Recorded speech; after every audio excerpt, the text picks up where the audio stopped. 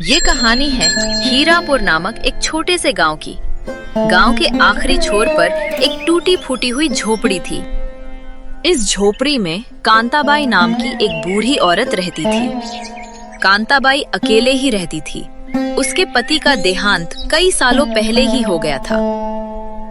वो अपना पेट पालने के लिए गांव के एक किसान हरिया से सब्जियां खरीदकर उनको गांव में जाकर बेचती थीं।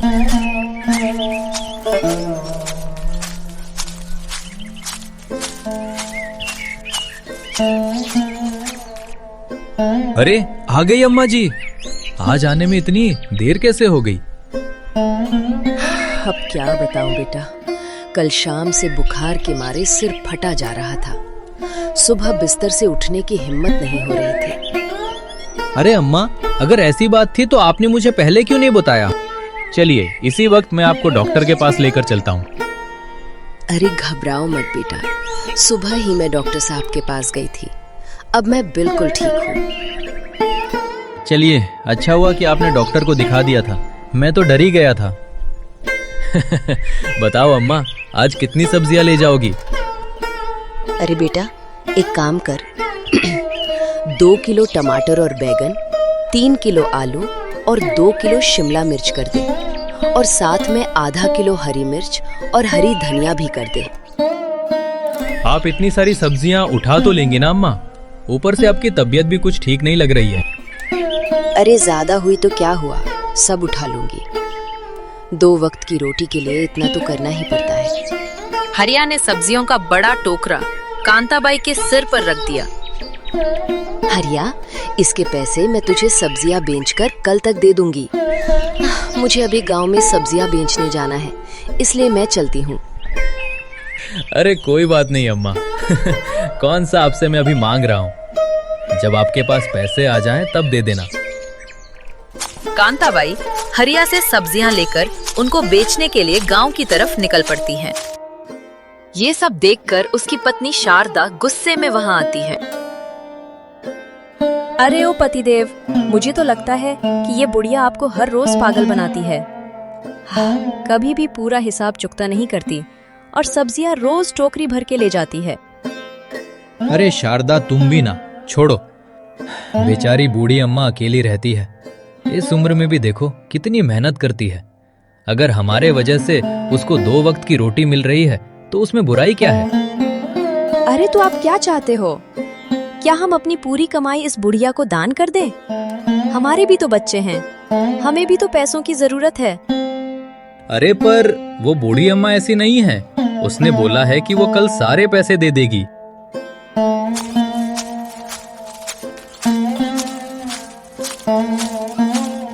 कांताबाई सब्जियां बेचते बेचते एक पड़ोसी के घर पहुंची।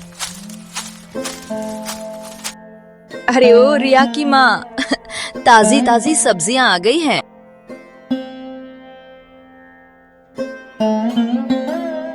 अरे अम्मा, आप आज कौन कौन सी सब्जियां लाई हो? आलू, टमाटर, बैंगन, शिमला मिर्च और भी बहुत सारी ताजी सब्जियां लाई हूँ बेटी। अम्मा एक काम करो, आधा किलो टमाटर और 1 किलो शिमला मिर्च कर दो, और ये लो सब्जियों के पैसे। अम्मा, क्या तुम आज हमारे साथ दोपहर का भोजन करोगी? मेरी बेटी रिया ने तुम्हारे लिए बड़े ही प्यार से खाना बनाया है। मैं नहीं खा सकती बेटी, तेरे पति को बुरा लगेगा। ऊपर से मुझे अभी और घरों तक ताजी सब्जियां पहुंचानी है। अरे अम्मा, मेरे पति जंगल में लकड़ियां काटने गए हैं, घर में और कोई भी नहीं है। थोड़ा सा खाना खा लोगी तो शरीर में जान आ जाएगी, और अगर तुम भूखी रहोगी तो ये सब्जियों से भरी टोकरी को कैसे उठाओगी? रिया कांताबाई को अंदर ले जाती है और उसके लिए खाना परोसती हैं। खाना शुरू करो दादी माँ। कांताबाई ने खाना शुरू कर दिया। थोड़ी ही देर में सारा खाना खत्म हो गया। अरे वाह बेटी, तूने तो बहुत ही टेस्टी खाना बनाया है, खाकर मजा आ गया। दादी आप एक काम करो, रोज हमारे यहाँ से खाना खा लिया करो। अगर पिताजी ने कुछ कहा तो मैं उन्हें समझा दूंगी। ये सुनकर कांताबाई की आंखों में पानी आ गया। भगवान तुम्हारा भला करे बेटी, हमेशा ऐसे ही मुस्कुराती रहो। कांताबाई वहां सब्जियां देकर आगे बढ़ जाती हैं और एक घर के बाहर रुकती हैं। अरे ओ बहू, बाहर आकर ताजी ताजी सब्जियां ले लो। ये सुनकर अंदर से एक औरत बाहर निकलती है। अम्मा जी, आधा किलो आलू और 1 किलो बैंगन दे दो। और ये लो सब्जियों के पैसे।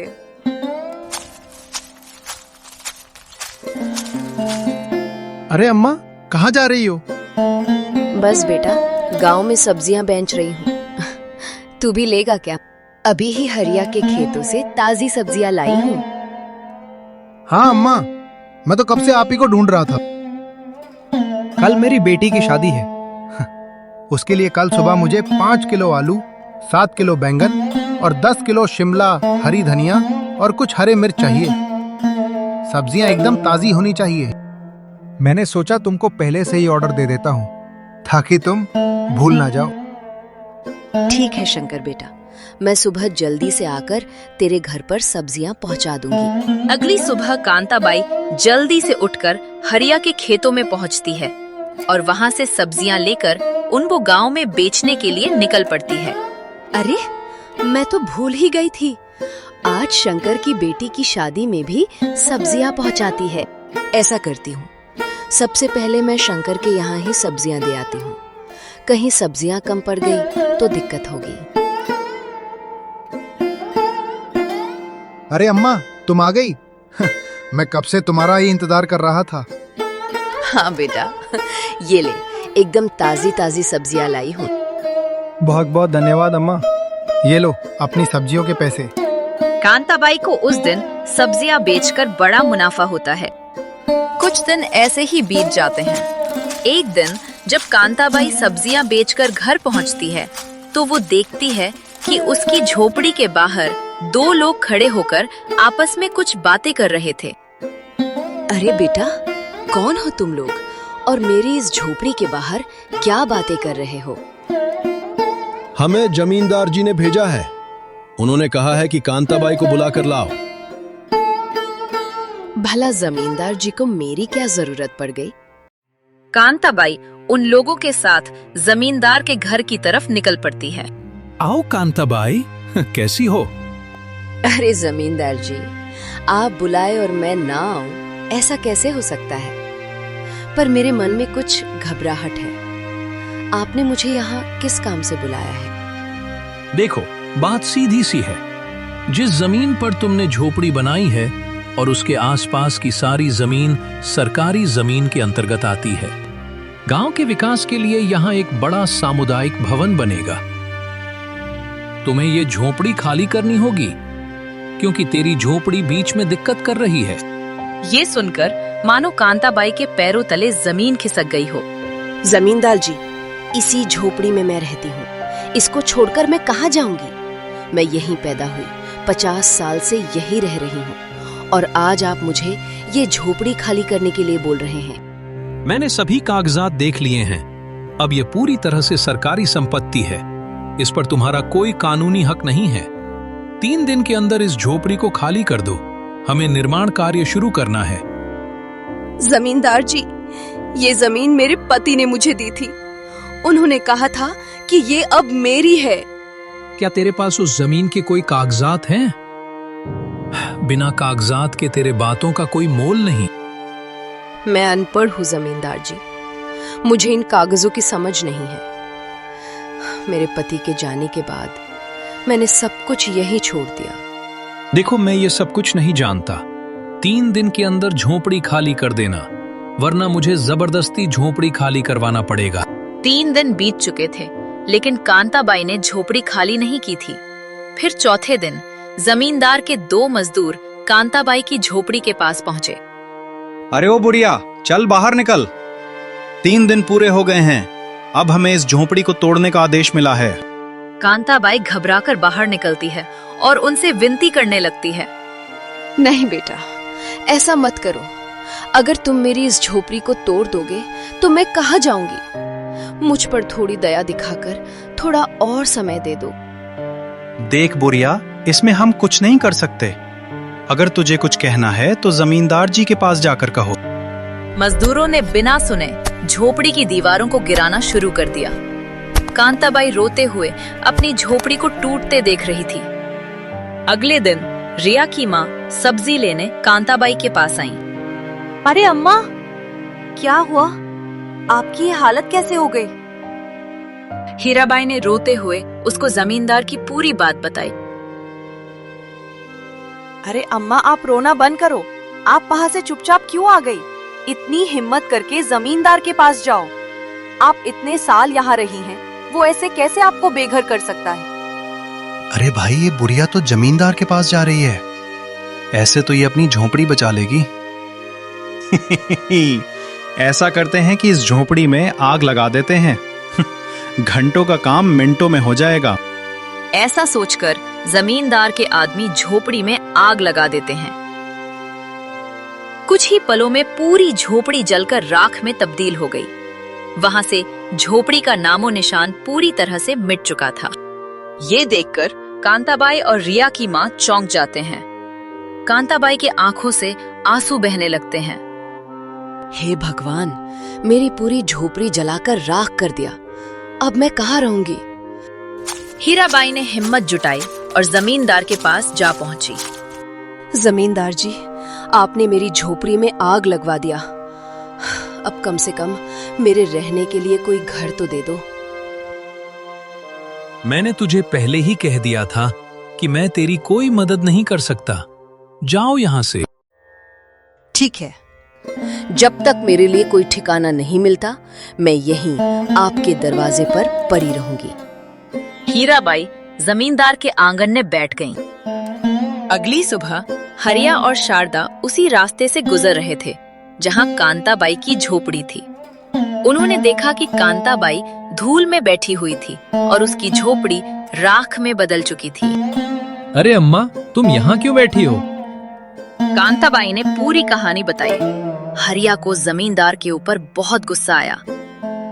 जमींदार ने तुम्हारी गरीबी का फायदा उठाया। चिंता मत करो अम्मा, हम हैं ना तुम्हारे साथ। चलो हम सब साथ में मुखिया जी के घर चलते हैं और देखते हैं कि आपको कैसे न्याय नहीं मिलता।